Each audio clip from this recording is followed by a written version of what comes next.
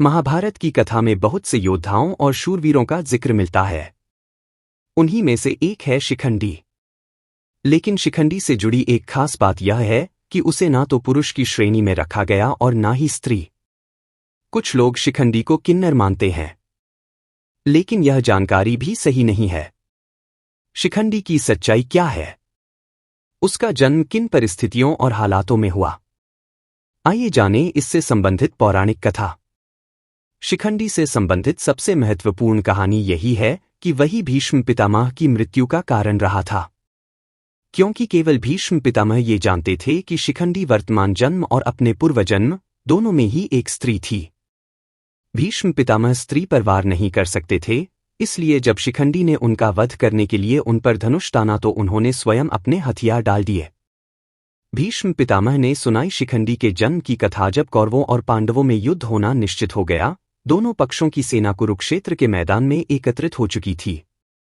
भीष्म पितामह कौरवों की ओर से युद्ध करने वाले थे। दुर्योधन ने उनसे पांडवों की ओर से युद्ध करने वाले योद्धाओं के विषय में जानना चाहा।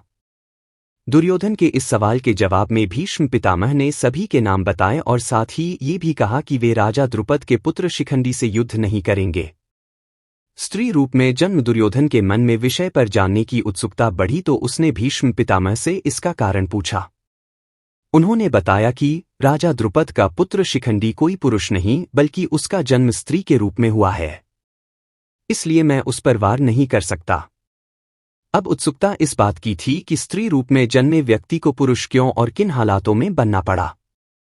कथा भीष्म पितामह शिखंडी के जन्म और उसके पूर्व जन्म से जुड़ी कथा का वर्णन करने लगे। कथा जिस समय हस्तिनापुर के राजा विचित्रवीर्य थे, उस समय उनके विवाह के लिए काशीराज की 3 पुत्रियों अंबा, अंबिका और अंबालिका को बलपूर्वक हर ले आया था।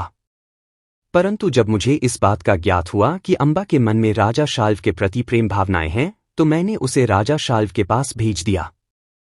परंतु राजा शाल्व ने जब अंबा को स्वीकार करने से इनकार कर दिया, तब अंबा ने अपनी स्थिति का सारा दोष मुझे दे दिया। ब्रह्मचर्य अंबा अपनी व्यथा लेकर परशुराम के पास गई। इसके बाद परशुराम अंबा के साथ विवाह करने का प्रस्ताव लेकर आए, परंतु अपनी आजीवन ब्रह्मचर्य की प्रतिज्ञा के कारण मैं अंबा से विवाह नहीं पाया। जब मैंने परशुराम के प्रस्ताव को अस्वीकार कर दिया, तब उन्होंने मुझसे युद्ध करने की ठानी। हम दोनों के बीच यह युद्ध 23 दिनों तक चला। परंतु जब यह युद्ध समाप्त हुआ, तब अंबा मुझसे प्रतिशोध लेने के लिए यमुना तट पर तप करने चली गई और वही अपना शरीर त्याग दिया। शिव की तपस्या दोबारा स्त्री रूप में जन्म लेने के बाद भी उसे अपना पूर्व जन्म का ज्ञात था। उसने पुनः भगवान शिव की तपस्या प्रारंभ की। शिव उसकी तपस्या से प्रसन्न हुए और उसे वरदान देते हुए कहा, अगले जन्म में भी तू स्त्री रूप में जन्म लेगी, लेकिन फिर भी भीष्म के वध का कारण बनेगी। शिखंडी का जन्म भीष्म पितामह ने बताया कि वह अंबा ही इस जन्म में शिखंडी का रूप लेकर जन्मी है। राजा द्रुपद ने जब संतान प्राप्ति के लिए भगवान शिव को प्रसन्न कर पुत्र रत्न का वरदान मांगा, तब महादेव ने राजा द्रुपद से कहा कि तुम्हारे यहाँ एक कन्या का जन्म होगा, जो युवा होने पर पुरुष रूप में मौजूद रहेगी। जब वरदान के सत्य होने का समय आया, तब द्रुपद की पत्नी ने एक कन्या को जन्म दिया। पुत्र रत्न द्रुपद को भगवान शिव के वरदान की याद आ गई। तब उसने सभी को यह बताया कि उनके यहाँ पुत्र रत्न की उत्पत्ति हुई है। यह पुत्र रत्न कोई और नहीं बल्कि शिखंडी था।